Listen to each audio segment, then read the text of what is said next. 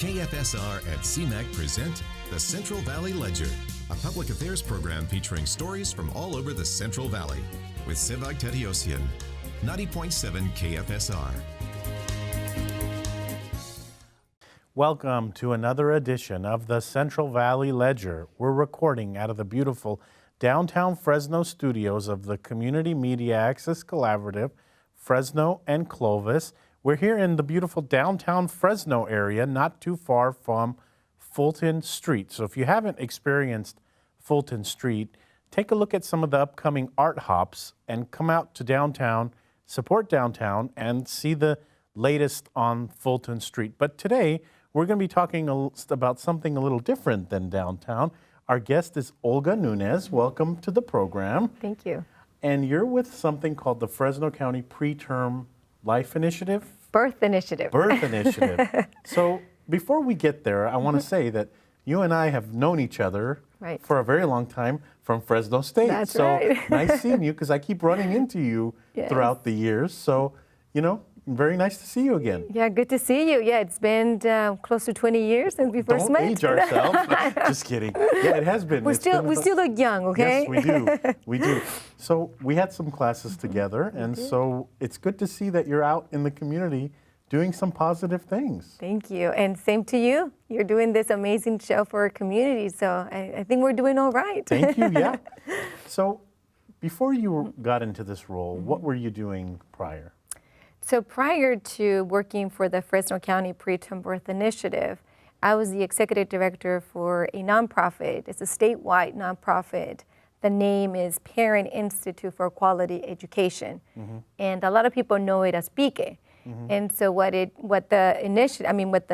nonprofit did was educate parents how to navigate the school system and how to get involved in their kids' education, so that when they graduate from high school, they could attend a university or some sort of higher ed.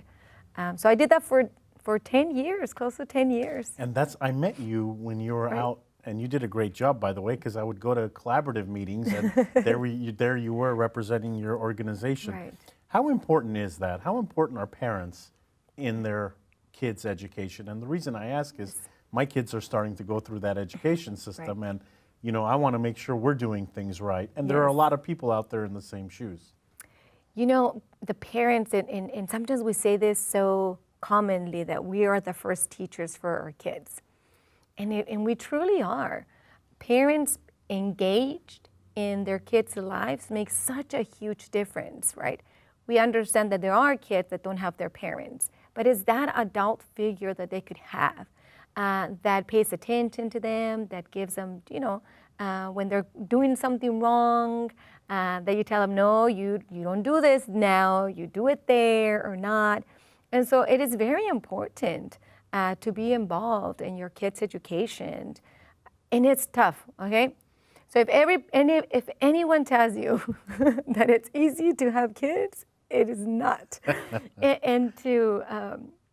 Before having kids, I have 3 kids of my own. And so my oldest, he started at Fresno City College. Congratulations. Thank you. So he's a freshman, about to finish his first year. And then I have a 10th grader and an 8th grader.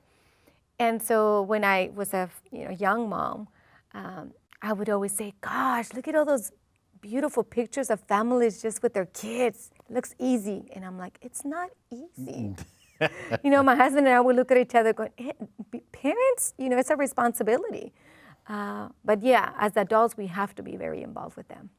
So I bet you the studies show that more parents' engagement is better students and better grades, correct? Yes, and that was a correlation where parents were involved and going to talk to the teacher, attending any activities, and not just like the Christmas program, and you know, those are the easy ones, right? But more intentionally being involved, asking the right questions. How is my son doing in school? What's the subject that they have the most trouble with? What does he like the most from your class? Those type of more critical questions will get the teacher to look at your child a little different. And it's got to be a challenge. So, like, my parents came from a different land where education was so much different than it is here. So it's challenging Right. for many of our parents out there because, you know, they are maybe from a different country where education was different. Your advice, keep doing it, right? Keep trying. Keep doing it. I think we share the same. My parents came from Mexico. I was actually born in Mexico myself. So even for me, coming to school and not understanding how to navigate it. But there was something that my parents always did. They always wanted to see my grades. They always sent me to school, and they always asked me, and not just your typical question like, how was school? Yeah, It's like, how was school? Yes or no question. No. That's easy, right? It's Yeah. like, how was school? And the kids, same, you know. But my parents would ask me, what did you learn today? And so I would say, I don't think I learned anything new. Oh, so it was a wasted day.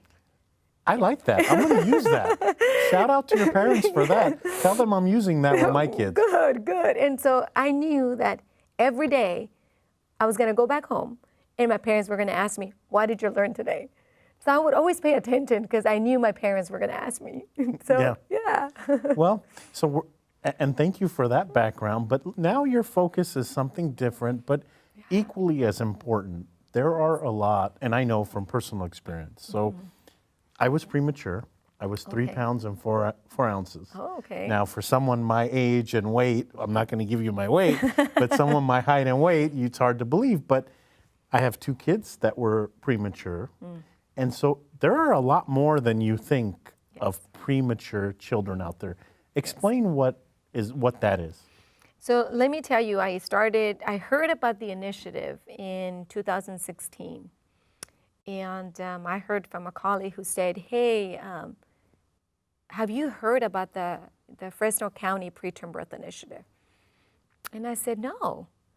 And so she explained to me that we have one of the highest preterm birth rates in the state, in the nation. Wow. Okay? And that our rates were as similar or higher than some of the countries in Africa. That's very interesting. So when I heard that, I was like, what? Here? I've been living in Fresno for over 20 years. Yeah. I've not heard this issue. Nobody's talking about this issue. And so the opportunity was they invite me to join the team. And so I had been at my previous job for close to 10 years. I loved it. I still love the mission. And so it was just one of those calls that I just said, yes, how can I help?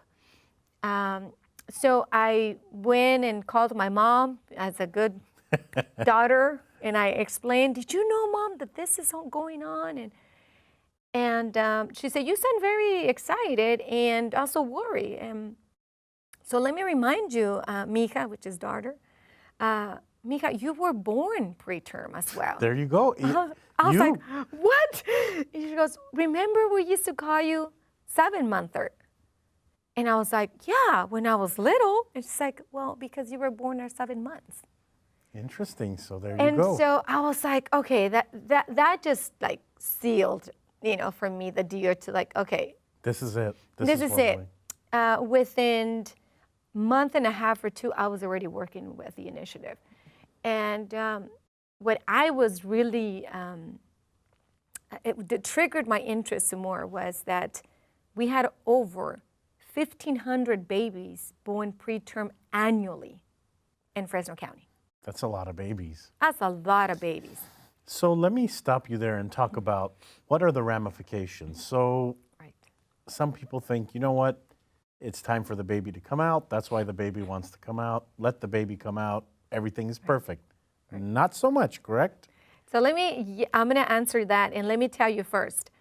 So any baby that is born before 37 weeks, it's considered preterm. Okay, so 37 weeks, before 37 weeks. And that's important. So a baby that is born 38, 39, it's still considered, early birth. But not preterm. But they're not going to have as many long-term effects. And I'm not sure a little bit of what those are.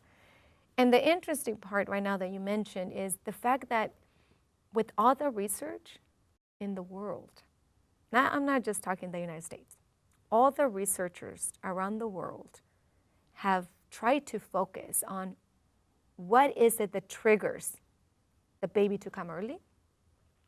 All the research for years have not been able to identify when the baby's going to come out. Interesting. We've got all this technology. Right. We can send people to the moon. Yes. We've got all kinds of technology, military, all that stuff, and yet we can't figure out why a baby comes out early. No, we can't. Now, there's some risk factors, right? And we'll talk about those, because I think if we know at least some risk factors, then we'll be able to, take care of ourselves in our communities a little bit better, inform them. So some of the risk factors, especially here in Fresno County, and are environmental, right? So we live in the valley. There's a lot of pesticides. Yeah. Our air pollution is, I mean, I don't know if you saw it in the paper earlier. It was one of the worst ones. Oh yeah, right? oh yeah. And we see it on days where there's no rain or wind. You see it after a couple of days. It looks dark. It looks dark, right? So if we want to think about, like, okay, the environment, the social determinants that has to do with the environment, okay, we clearly live in a place where we don't have good air quality. But there are other also very important issues that will contribute to a preterm baby, which is the stress that the families are living. And I want to stop you there as well, because I know people that have a lot of stress. There's a lot of things going on, a lot of challenges. And you know what? Maybe I'm getting older, but I'm seeing more and more people become more and more stressed. And it's like, hey, take a step back. Let's enjoy life. We're not going to be here forever. Right, right. So it's interesting you mentioned stress, and there's a lot of stress factors, right? There are a lot of stress factors, and we see it more in low-income communities. If you look at the neighborhoods, let's just think about Fresno, right? So there's our southeast, southwest, central Fresno. We see the highest level of poverty, and we see the highest level of crimes as well. And so imagine getting pregnant in a place where you hear the police constantly, the sirens constantly, where you're afraid that they might break into your house. So those are some of the neighborhood stresses. And it's so interesting because one of my kids I mentioned a couple of my kids were preterm. One was earlier than the rest. And with us, we have good health care. I work for the county as a job. So we have had good health care. We have all the checkups, and still, the baby came early. Can you imagine for some of the families that maybe don't have that and don't have that right away? Doctor, I need to see you. Sure, come on in. Right. Some of those things play into this as well, right? They do. And I think that's one of the reasons why we say, preterm birth doesn't discriminate. It could happen to anyone. Now, we do have some populations that have higher rates. So our African American community have the higher rates of preterm birth, followed by our Asian community. And then our Latino community is in third. But if you see across, the rates are higher. In numbers, we have, Fresno County has one of the highest Latino populations, right? So in numbers, we have about 800 Latino babies being born preterm. Then about 200, 300 that are Asians. And then we have 180 to 200 African Americans, right? So you're thinking about what's going on in those communities. And so how can we help and support? So the initiative is trying to understand that this could happen to anyone, but let's focus on those that have it a little bit worse, right? And so you talked about, you have, health care. Yeah, we have great insurance, and we pay a lot for it, but it's great insurance. And so if we're having those in the situation that I'm in, I could imagine that there's a lot more people going through it. Yes, and so imagine 1,500 babies born preterm every year. So the number one cause of infant mortality is preterm. So when the baby is they're 4, 5, 6 years old, they're experiencing, some of them experience it right away, some health issues because their lungs were not developed enough. And being in the NICU, it's you know. Let me. Yes, so yes. You're taking me back to memory lane because not too long ago, we went through this, and the toughest. So for everybody listening out there, you know, educate yourself about preterm birth and what you can do to eliminate the risk factors, because one of the toughest things is to have the nurse take the baby to the NICU where the baby stays for 3 or 4 days, and mom has, you know, it's really a very tough situation where baby is taken to the NICU and mom doesn't get to see the baby right away. That's a tough, stressful experience in itself.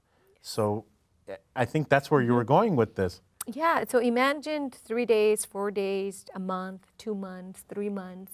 So there's the earlier you are born, you are at a higher risk for, you know, having some developmental delays, having some respiratory problems. You know, there's other things just physically. But imagine that your wife needed to maybe miss work, or you needed to miss work to go see the baby, right? Or feeling that guilt. Some of our moms feel like, gosh, I feel so guilty, like I did something. And then it's like, no, you didn't do anything wrong. You know, and then the other part, which is, I think is very important, we don't want to shame anyone. This is not, you know, the family who would say, well, maybe she didn't eat right. No. Maybe, you know, she lifted something heavy. And, you know. I've heard that stuff too. And yes. Yeah, I agree with you. I don't think this is something where you can just, and I think parents blame themselves. Like, did we do something wrong in that 8 months or whatever, in that 7, 8 months, 9 months that caused this? And, you know, the answer is no, right? No. So one of the things is, please go to all your prenatal care visits, right? If you don't have insurance, for whatever reason, there's always help and support for pregnant women, okay? So they're gonna help you, they're gonna see you, because that is a right that you have as soon as you get pregnant. The other thing too is that what we've seen is that, and this is a topic that we've been hearing a lot more, and this is one of the areas where we're also working on the initiative, because we do have focus areas and working groups. And so one of the areas is this respectful care. Or I should say the lack of respectful care. And so when the family or when the mom goes to the doctor and it's not treated with dignity and respect, they don't believe that she's having pain, they don't treat her well, she doesn't go back. No, and that could be, I imagine that could be detrimental for not only the mom, but the kid as well. And there's moms who said, I told my doctor I had a pain and it was hurting me. And all they did was like, it's normal. Go back home. I went back home, and like 2 days later, I was rushed to the hospital and I had my baby early. Or I could have done this or that, right? And so we're also talking about those things as like, there are certain things that you could do as a woman, right? And as a family. Make sure that you take your vitamins, make sure that, you go to your doctor, make sure that everybody around knows that you are pregnant when the time comes, that you feel safe. So there are certain things, educating yourself. Now there's one thing that we're asking all of the families. So whoever's listening to us right now, ask your doctor when you go for your first visit, can you tell me if I'm a high risk for a preterm baby? Ask them that. And so we've heard some of the families that we're working with, and even someone last week, I just met him and he was like, you know what, I've heard about the initiative, the preterm birth initiative. And so when my wife got pregnant, we asked the doctor, is my wife at risk of preterm birth? That's got to make you and your team feel wonderful right there. That yes. Good thing. And then I said, well, what was the reaction from the doctor? What did the doctor say? It's like, well, he was like, well, have you had a preterm baby before? And like the conversation became more like, no, I never had a preterm baby. So why are you asking, And it's like, well, I want to know because I know that we have one of the highest rates. And so it's almost educating the doctor. That's a very good good place to be in when they're asking. So people need to be asking more of those questions. I want to ask about, just because your child is preterm doesn't mean like they're going to be behind. No. Doesn't mean that they're going to fall behind everybody else and have serious issues later on, correct? I mean, that's, I think, one of the things that young parents or maybe first-time parents of kids who are preterm think, uh-oh, all of a sudden my kid's going to be at the back of the line instead of the front of the line. What do you say about that? So that's a very good point and a great point, and I think you hit right on the spot. We don't want to scare parents. We don't want to scare to be parents, right? What we want to tell them is this. One is that if you do have a preterm baby, you need to be in the lookout.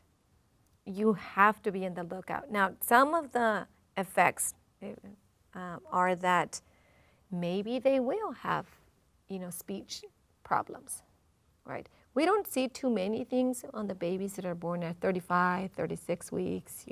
We see more of the delays or the complications when they were born at 24 weeks, 25, 26, 27, 28, early 30s. We see more of that. And I think almost every parent who has had a baby very early like that will tell you they're constantly sick. They're constantly, or they have asthma.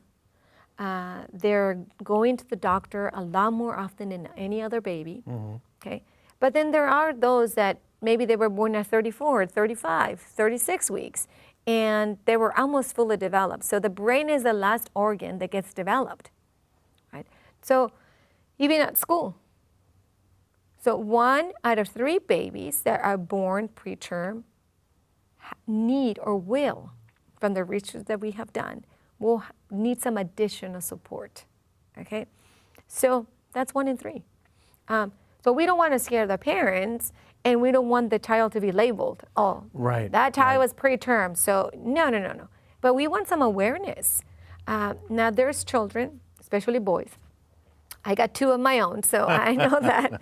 So when they start misbehaving or they are not paying attention in class, they're not taking us serious because, the phrase boys will be boys, which, There's a lot of people who don't like that phrase. I don't like it. Yeah, there's a lot of people out there that'll say, wait a minute, let's not go there. Yeah, and although we don't like it, the behaviors, we excuse it because it's like, well, it's a boy. Oh, they're boys. They're boys, right?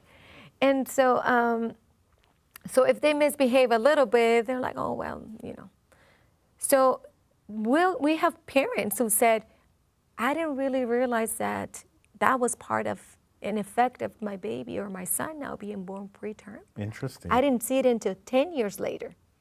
We have other parents that they saw the effects 20 years later in their adulthood of their kids.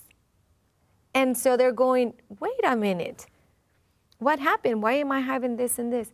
And so we're not going to say it's a correct, direct linked, but there is something to look at. Something to look at, yeah. And so even you having a preterm baby, like I said, I was born preterm too. I've been very blessed and very healthy. You seem to come out, you seem fine to me, So I say, it's not that we want to scare, but we just want the parents to be aware. Be aware, watch for certain, it sounds like from what you're telling us is that if you do have a preterm baby, don't be afraid, but monitor because they're not all going to be have issues, but some may have issues, and it makes sense. So, resources for parents. What are some things that parents can do to educate themselves, and what do you offer? Right. So that's a great question. So part of the initiative is that we normally don't do any programs. So what we're doing, and it's a collective impact initiative. So what we're doing is we're convening leaders from the community, from their sectors, to talk about how can we talk about preterm birth and what can they be doing in their own sectors to then bring this conversation to light. So for example, WIC. WIC is a predictor, or I should say is a protector for preterm birth.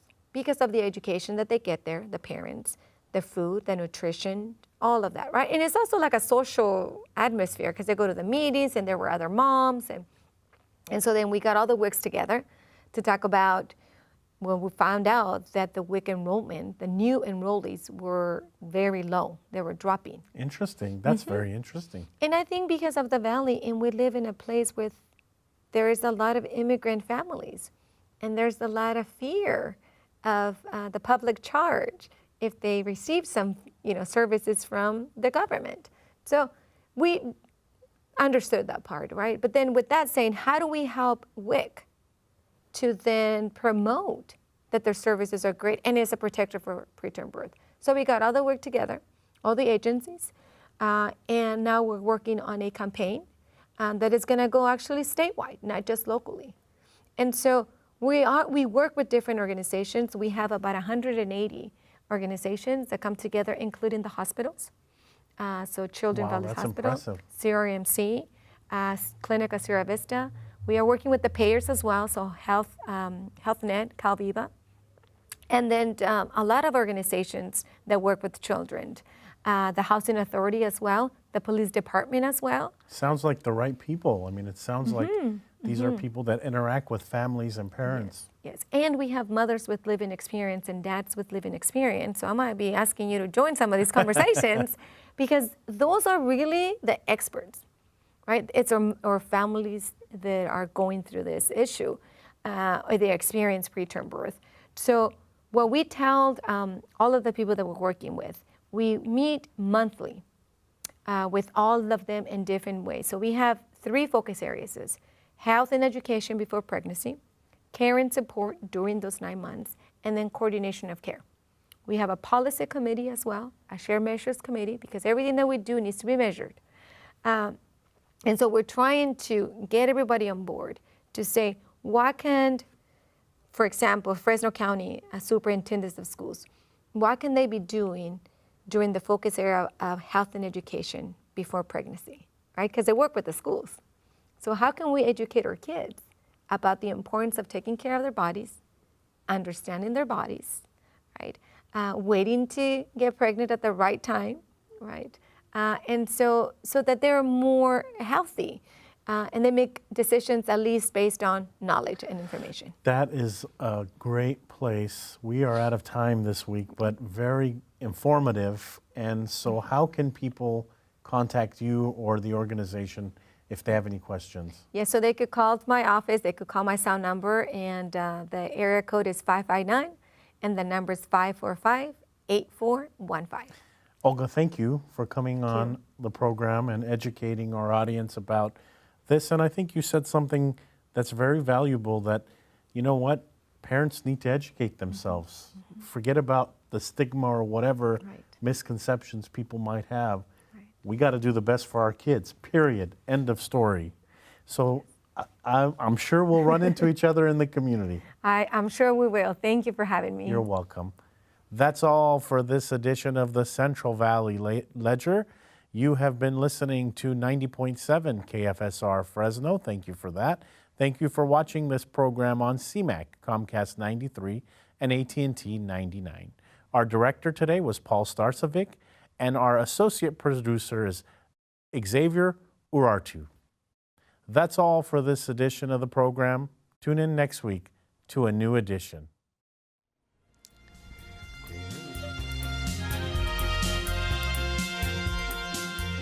KFSR and CMAC present the Central Valley Ledger every Sunday morning at 11:30.